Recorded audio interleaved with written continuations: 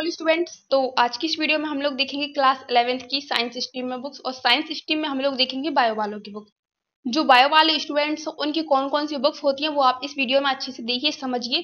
ठीक है, तो आप लोग भी अगर क्लास 11th में हैं तो प्लीज इस चैनल को सब्सक्राइब करिएगा ताकि आने वाली आगे की सभी इंपोर्टेंट वीडियोस आपको मिलती रहें। और यहाँ पे मैं आपको बता दूं, जितने भी आपके फ्रेंड्स हैं जो आपके ये जानना चाहती हैं कौन कौन सी बुक्स होती हैं, तो वो प्लीज चैनल को आप शेयर कर दीजिएगा उनको, ताकि वो भी सब्सक्राइब कर लें और इस वीडियो को देखकर उनका जो डाउट है वो क्लियर रहे। तो बायो वालों की हम लोग बुक देखेंगे, लेकिन उससे पहले मैं आपको बता दूं कि जो साइंस और बायो वाली, मतलब कि साइंस में आते हैं बायो और मैथ, तो इन दोनों की बुक्स में बस एक बुक का डिफरेंस रहता है, वो होती है हमारी मैथ की बुक। ठीक है, तो वो हम लास्ट में यहाँ पे बात करेंगे, लेकिन हम बायो लेके चल रहे हैं तो हम सबसे पहले बायो की बात करते हैं।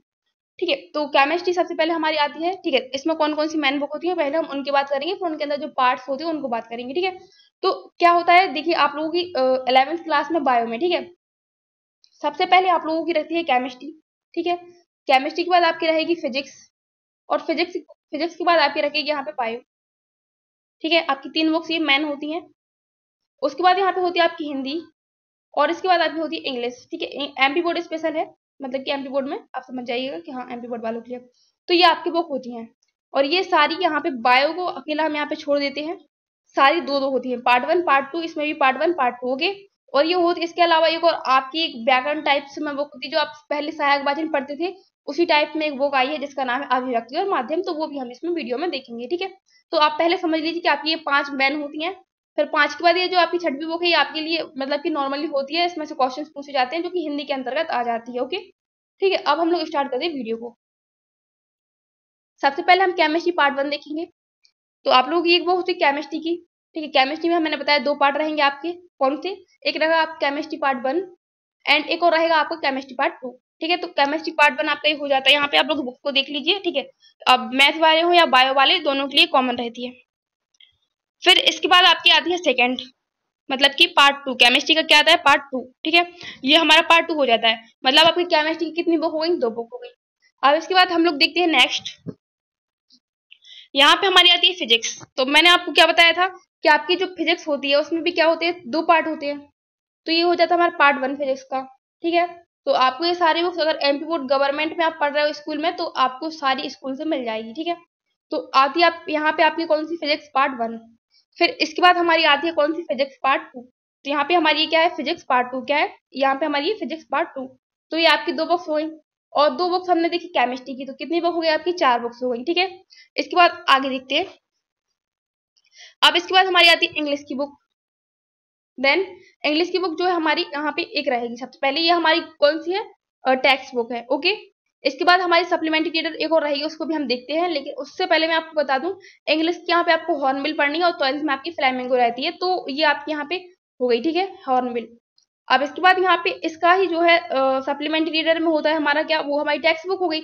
इसमें आपकी स्नैपशॉट होती है, तो स्नैपशॉट्स में क्या होता है, ये भी आपकी इंग्लिश की बुक है, इसको भी आपको पढ़ना पड़ेगा।